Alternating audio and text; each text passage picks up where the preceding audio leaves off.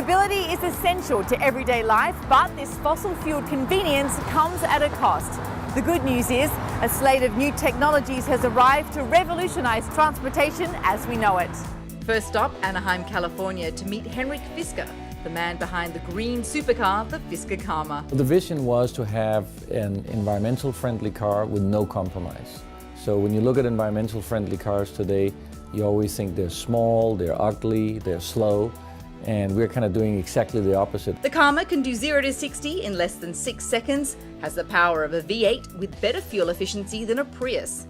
Best of all, it's completely silent. So the reason we chose an electric vehicle with extended range over electric car is really that we felt, and I strongly believe, that range is important. And why is that important? If you think about what was it that made us fall in love with the car, well, I think it was freedom was a big part of it. Freedom to go wherever you want, whenever you want. Its 300-mile range, roughly equivalent to that of a traditional gas-powered car, means drivers don't have to deal with range anxiety.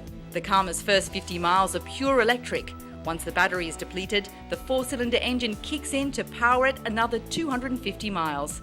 And the Karma can draw upon other unique power sources. We obviously have the largest curved solar roof in the world, and it can both charge the car, help charge the car, but actually also runs the fans in the car to cool down the car when you're gone from the car.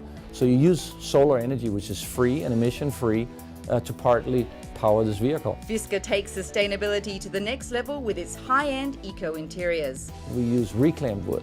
So all the wood in the vehicle is reclaimed either from the California fires or from the bottom of Lake Michigan, which is then hundreds of years old, and you actually get a certificate when you buy this car where this wood came from. And I think that's a whole new excitement that we have never seen in a vehicle before, but it's also something that just makes common sense. I think the environmental aspect is important because this is where the world is moving.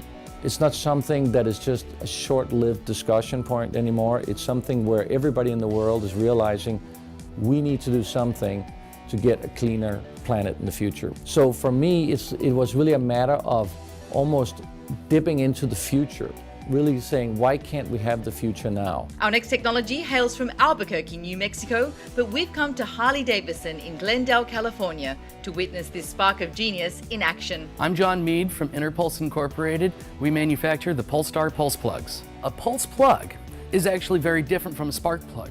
Spark plug technology really hasn't changed very much in 100 years.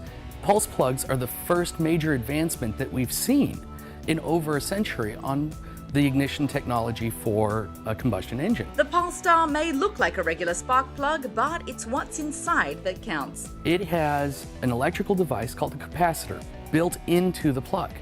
Capacitor is capable of storing electricity and releasing it at the precise moment to create a more robust spark, thus creating more efficient burn and more efficient use of the gasoline that's already being injected into your engine.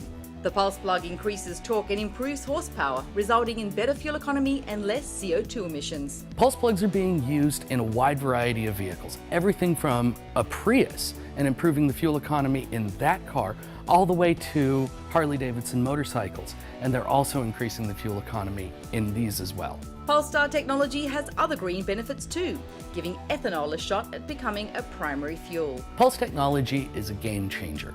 As we progress away from fossil fuels to more alternative fuels, the automotive manufacturers and the engine manufacturers are going to find that pulse technology will allow them to use a wider variety of fuels more efficiently. So will these innovations in mobility be able to change consumer behaviors? If this sleek and sexy sports car, designed and engineered in Southern California, is anything to go by, the future's looking bright for green transportation.